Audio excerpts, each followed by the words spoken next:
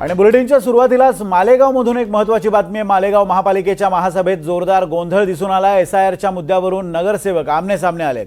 इस्लाम पक्ष आणि एमआयएम नगरसेवकांमध्ये बाचाबाची झाली आहे। एसआयआरच्या मुद्द्यावरून हे नगरसेवक एकमेकांना भिडलेले आहेत। ही दृश्य आपण बघतोय। मालेगाव महानगरपालिकेत इस्लाम पक्षाची सत्ता आहे आणि एमआयएम तिथं इस्लाम पक्षाच्या विरोधात आहे।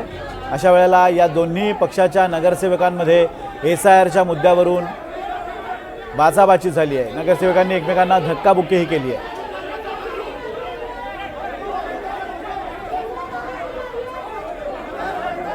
इस्लाम पक्षाचे नेते आसिफ शेख, काँग्रेसचे माजी आमदार आसिफ शेख यांनी इस्लाम पक्षाची स्थापना केली आणि पहिल्या प्रयत्नातच मालेगाव महापालिकेत सत्ता मिळवण्यात त्यांना यश आलं।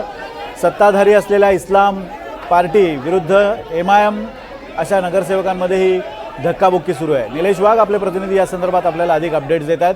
निलेश, हा सगळा प्रकार जर बघितला तर एसआयआरच्या मुद्द्यावरून हे नेते आपापसात भिडलेले आहे। काय म्हणणं आहे दोन्ही गटाचं?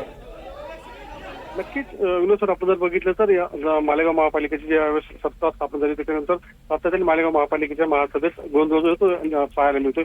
आज देखील मालेगाव महापालिकेमध्ये एसआयआरच्या मुद्द्यावर मालेगाव शहराचे मदत केंद्र उभारले आहेत। त्याला बेलूरच्या सोबतीला काही खासगी माणसंही मदतीला घ्यावे असा ठराव जो तो आजच्या महासभेत पारित करण्यात आला होता आणि त्यासाठीच ही विशेष महासभा बोलवण्यात आली होती।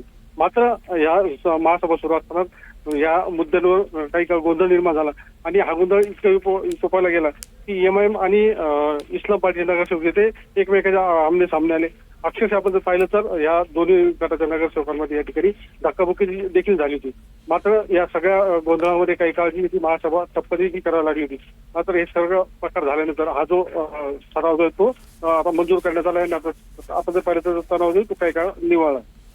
धन्यवाद निलेश, दिलेल्या अपडेट्स बद्दल। एसआयआरच्या मुद्द्यावरून हा तणाव निर्माण झाला होता। अखेर या धक्काबुक्कीनंतर काही काळ महासभा स्थगित करण्यात आली होती, मात्र त्यानंतर हा प्रस्ताव पारित करण्यात आला।